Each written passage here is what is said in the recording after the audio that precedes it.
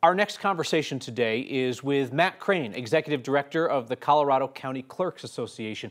Matt, thank you for coming in. Thank you for your time. Thanks for having me. So Colorado's county clerks who run elections on the local level sent a letter today to every elected official in Colorado calling out the, quote, dishonest actors, grifters, and bullies who are trying to discredit elections. Why take this step? The executive board of the Clerks Association felt it was very important right now because we've seen a ratcheting up of the rhetoric around elections and the lies around elections. And so before we go into 2024, when we have the presidential primary, the state primary, and then the presidential election, we really felt it was important to reach out to elected officials to say, push back on those lies, stand with your election administrators who are working on this every day, who are telling you the truth about what happens every day. It's really important that we level set that now. In some senses, those who have spread lies about our election systems have never been more discredited. In criminal cases, they're now turning to testify on each other and say that it's all bunk. But yet in other ways, it kind of seems like election denialism is on the rise or on the march. How do your clerks see it? We absolutely see that, and they're doing it for political and financial gain. There are people who make money off of this. They have sessions where they invite people in and say, hey, pay $10 for general admission and $100 to meet whoever the speaker is, or pay $25 to come in and listen for the privilege of being lied to. And then, of course, there's political gain, too. We've seen, like, you know, in the state GOP here, where the folks in charge now have been big election deniers pushing that. They use it to scare people and say, vote for us, we'll fight back on it, and it's a way for them to get power. What is at stake if the people who are trying to undermine elections are successful? It's the foundation, one of the foundations of our republic, of our democracy, is the idea of free and fair elections. And if people think that that's taken away from them, who knows where that can go? And that's why these lies are so dangerous. Clerks told Colorado's elected officials that now is the time for courage, not cowardice. What do you mean by cowardice? Very simple. I and other people involved with the Clerks Association, other elected clerk and recorders, have heard from other Republicans in elected positions that, hey, thank you for what you're doing. We agree with you, but we can't stand up. We're afraid to be primaried. We're afraid of the pushback. We're afraid of Dave Williams and that cabal of people coming to push back on us. And so we can't do it. But now is not the time for cowardice. Now is the time for people, if you know the truth, step up and tell the truth. You are an elected Republican clerk. The majority of Colorado's county clerks, given the rural nature parts of the state, are Republicans. As is our executive board. The majority of our exec board is Republicans.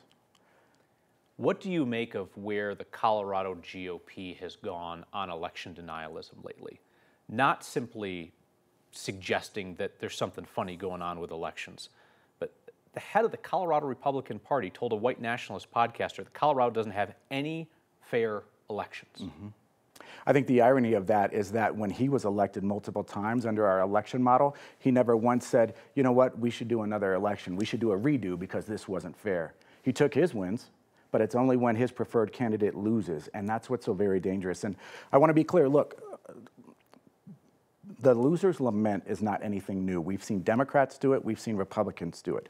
But what we've seen from President Trump and his supporters after the 2020 election is unlike anything we've ever seen, to the point where election administrators are threatened on a regular basis. We just saw across the country in the 2023 November elections, multiple offices that were threatened across the country. So this is very real, and it's all based on a lie for political and financial power. Put a finer point on that, because I think anybody who covers politics or watches it closely has seen that supercut the conservatives have put together of Democrats casting doubt on elections or saying things about elections. I mean, just very recently, the head of the Rocky Mountain NAACP suggested that the Democratic primary process is rigged. Use that word, rigged. Right. Let's just talk about Democrats. Do Democrats need to be a lot more careful about the language they use about elections? Everybody does. Democrats, Republicans, unaffiliated, Green Party members, whoever it is, when you're talking about our elections, we need to be much more careful and deliberate in the terminology we're using, and always go back to focusing on the truth. And if you don't know, go to your clerk and recorder, who will give you accurate information. We saw an example of that when Ron Hanks, former state rep, was running for Senate, denying the integrity of elections, and the president of the County Clerks Association Justin Grantham, a Republican, invited him in, like, come learn about elections. Did he ever go in? Never went in. He did go down to the Arizona audit to watch that sham of an audit, but he never went in to learn from the election subject matter expert in his county, which is disgraceful. Colorado's Republican Party chairman also warned about a coming civil war if so-called election fraud is not stopped. The idea of people hurting or killing each other over this, that's not a hypothetical for people who work in elections right now. That's right. Well, what an incredibly irresponsible and disgusting statement, especially when it's based on a lie, and he's helped perpetuate that lie. We need people to step up and start telling the truth, because, you know, election officials have been dealing with this for a few years with threats against election officials. We've seen secretaries of states in other states have people show up armed at their houses when they're home with their family and their children. The threat of this is very real. And again, it's all based on a lie. And those folks who are lying for political or financial advantage, they are the cowards. They are the people who are undermining our constitutional republic, our democracy, our Constitution, everything that we believe in as Americans. They are the people dishonoring it. The Colorado GOP called for county-level party leaders to refuse to certify the 2023 election results. Republicans tried and failed to block certification in 5 counties out of 64. Some pretty populous counties. I mean, you had Boulder, Jefferson, Larimer, La Plata, El Paso counties. Right. Is that a good sign, a bad sign that that's how that turned out? Well, I think it's a good sign that there weren't more, but it's a bad sign that people in those counties are falling into these traps set for them by these grifters and bad actors. Look, there are things that we can do to improve our elections. We've never said otherwise. We work on that every single day, both in terms of access and integrity. But the garbage that they are being fed is just that. It's garbage and lies. And it's not a place to start the conversation on what we can do to improve our elections. Last question for you. We know that some of Colorado's county clerks have taken additional security measures at their offices to protect their employees, to protect the volunteers who work on elections.